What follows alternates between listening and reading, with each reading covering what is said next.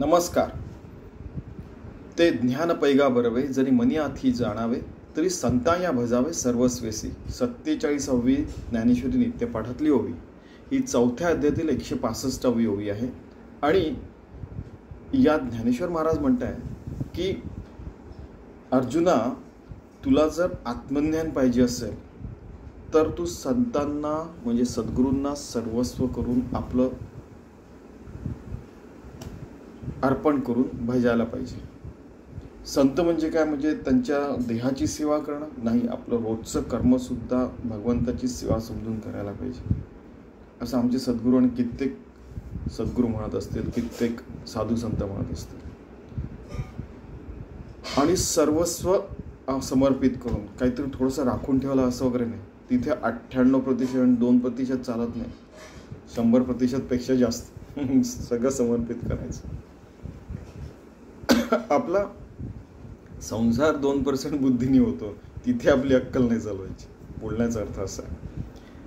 अजून एक हे आहे की 34वा जो श्लोक आहे 4थ्या अध्यायातील, तद्विधी प्रणपाते न परिप्रश्नेन सेवया उपदेक्षन्ति ते ज्ञानम ज्ञानेनच तत्वदर्शिना. की आपल्या सद्गुरूंकडे जाऊन त्यांना नमस्कार करून त्यांना आपले प्रश्न विचारून आपल्या साधनेतले अडथळे दूर करून घ्यावे आणि आपण आत्मज्ञानाने संपन्न व्हावं. आणि ते जे उपदेश देतात ते एकदम शुद्ध असतं, परमात्म्याकडून आलेलं असं समजायचं. आपण कित्येकदा असं म्हणतो ना की अभ्यास करताना जर का तुम्हाला काही अडथळा आला नाही, प्रश्न आला नाही, तर तुम्ही अभ्यास करत नाही आहे असा त्याचा अर्थ होतो. म्हणूनच एक प्रकारे असं सांगितलं की आपल्या सगळ्या आयडियाज इतक्या क्लिअर पाहिजे आपल्या जीवनामध्ये की आपण एकदम क्लॅरिटीने जगायला पाहिजे की असं असं आहे, असं असं करायचं, संपलं. बरेचदा असं होतं की जसं कॉम्प्युटरमध्ये असतं 0 किंवा 1, ग्रे एरिया नाही की 0 पाहिजे ना 1 पाहिजे असं नाही. आपण परमार्थ मार्गावर राजमार्गावर चाललो आहोत, तर या गोष्टी करायचं, या गोष्टी नाही करायचं, सरळ चालत राहायचं. असं केल्याने ते आत्मज्ञानी झालेले आहेत, हा त्यांचा अनुभव, तर आपण त्याच मार्गावर चालायचं. ते रिसर्चमध्ये वगैरे वगैरे ते ठीक आहे, ग्रे एरिया. जसं आता क्वांटम कॉम्प्युटिंग निघालं आहे की तुमचं 0.11 पण राहू शकतं, 1 आणि 0च्या मध्ये पण ते हजारो लाखो कॅल्क्युलेशन करू शकतो. तर ते कॅल्क्युलेशन करताय.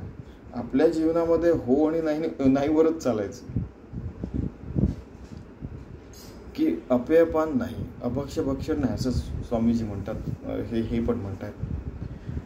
आणि युक्त आहार विहार असतं, युक्त चेष्टस्य कर्मजो, युक्त स्वप्नावबोधस्य, हे सगळं काही व्यवस्थित व्हायला पाहिजे असं त्यांचं मत आहे. ठीक आहे की सद्गुरूंना, साधू संतांना, सिनियर लोकांना, इव्हन आपण मागच्या वेळेस बघितलं होतं की सद्गुरुपदिष्ठ लोक पण निर्विकल्प समाधी त्याच्या पलीकडे ते सद्गुरुपदिष्ठ आहे, त्यांना हजारो शिष्य, असे लोक पण त्यांच्यापेक्षा सिनियर्स लोकांना जाऊन भेटतात, त्यांच्याशी गप्पा गोष्टी करतात, त्यांच्याकडनं थोडंसं ज्ञान अर्जन करतात आणि पुढे चालत राहतात. तर पहिल्यांदा आपण ही तर अवस्था पार करून घ्या की आपण कमीत कमी आत्मज्ञानी झाले, कमीत कमी आपण नित्यमुक्त झाला, कमीत कमी आपलं योगी होऊन भक्त होऊन सतत भगवंताला सगळे कर्म समर्पित होत आहेत, असं तर आपण करूया. हा जो कमीत कमीचा जो पायवा आहे तो तरी आपण परिपूर्ण करूया. चला आपण असं शुद्ध योगी होऊन भक्त होऊन जीवन जगायचा प्रयत्न करूया जसं ज्ञानेश्वर महाराज म्हणतात. आणि मग त्याच्या पुढल्या अवस्था आपल्याला देव सांगेलच. धन्यवाद.